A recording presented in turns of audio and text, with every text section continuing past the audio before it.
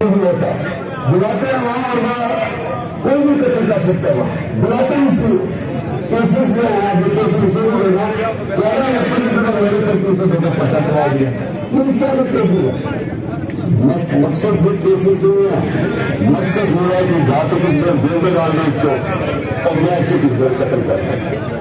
तो मैं रेजिग्नेशन को कौन आगे की चाहता हूँ। ये जो आदमी सच के तहत है, ये इस मुल्क में जो जुल्म कर रहे हैं, मुल्क को नफरत को बना रहा है, मुल्क को कहां की तरफ से जा रहा है, जिससे ये तशद्दुद किया हमारे से प्यार करते तो मुझे तब समझ आए। मैं आपका शुक्रगुजार। पाकिस्तान जिंदाबाद, पाकिस्तान जिंदाबाद, पाकिस्तान जिंदाबाद।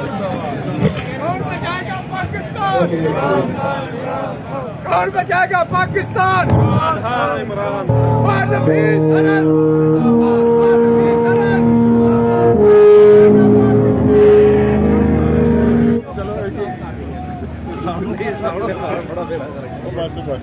बंदे बैठे ये रूट बंद करो।